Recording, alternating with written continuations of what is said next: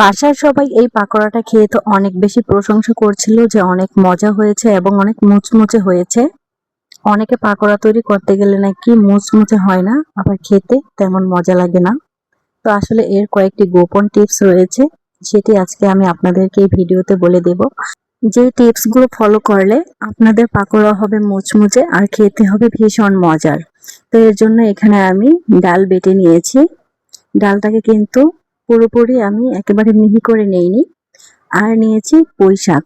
পুঁই শাকের পাকোড়া আমার বাসার সবাই অনেক বেশি পছন্দ করে। পুঁই শাক দিয়ে যারা যারা এখনো পাকোড়া বানিয়ে খাননি, একবার খেয়ে দেখবেন, আপনি এর স্বাদ ভুলতে পারবেন না।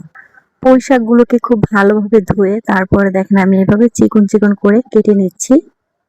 তো এখানে চাইলে কিন্তু আপনারা মসুরের ডালটাও ব্যবহার করতে পারেন।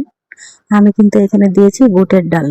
4টি মিডিয়াম সাইজের পেঁয়াজকে কুচি করে দিয়েছি 5 থেকে 6টি কাঁচামরিচ কুচি, তারপর স্বাদ মতো লবণ, 1.5 চা চামচ মরিচের গুঁড়া।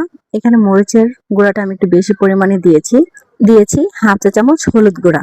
আমরা ঝাল খেতে একটু বেশি পছন্দ করি, তাই এখানে ঝালের পরিমাণটা বেশি দিয়েছি।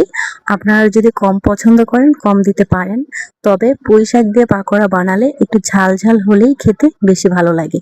সবকিছু খুব ভালোভাবে একটু সময় নিয়ে মেখে নিতে হবে। তারপর এরকম শেপ করে এই যে পাকোড়াগুলোকে বানাতে হবে। চুলায় একটি প্যান বসিয়ে আমি তেলটাকে হালকা গরম করে নিয়েছি। হালকা গরম অবস্থায় পাকোড়াগুলোকে দিতে হবে। এ পর্যায়ে চুলার আঁচটা মিডিয়ামে থাকবে। চুলার আঁচটা যদি মিডিয়ামে রেখে পাকোড়াগুলোকে ভাজা হয়, তাহলে পাকোড়াগুলো ভেতর থেকে খুব ভালোভাবে সিদ্ধ হয় এবং উপরটা কিন্তু অনেকটা ক্রিস্পি থাকে। আর দেখেন এই পাকোড়াগুলোকে অবশ্যই এভাবে হালকা হাতে দিতে হবে।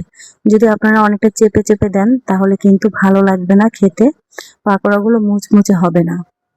এমন ভাবে দিবেন যেন উপর দিকটাতে আপনার হাতে 2-3 আঙ্গুল একটা ছাপ বসে থাকে।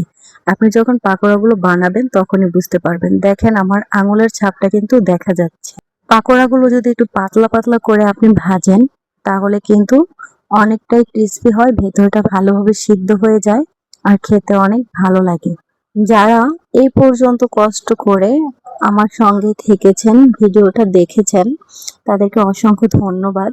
আর একটা কথা বলতে চাই, আপনারা যদি এই ধরনের সহজ এবং ইউনিক রেসিপি পেতে চান, যারা ইউটিউব চ্যানেল থেকে ভিডিওটি দেখছেন তারা চ্যানেলটিকে সাবস্ক্রাইব করে পাশে থাকা বেল আইকনটি প্রেস করে রাখবেন। আর যারা যারা ফেসবুক পেজ থেকে দেখছেন তারা একটি করে ফলো দিয়ে একটি লাইক দিয়ে দিবেন। এই তো দেখেন আমার পাকোড়াগুলো ভাজা হয়ে গিয়েছে আর পাকোড়াগুলো কিন্তু অনেক মুচমুচে হয়েছে, খেতে অনেক ভালো লেগেছে। এই পাকোড়াগুলো চাইলে কিন্তু আপনারা এমনিতেও খেতে পারেন কিংবা ভাতের সাথে খেতেও কিন্তু খুব ভালো লাগে।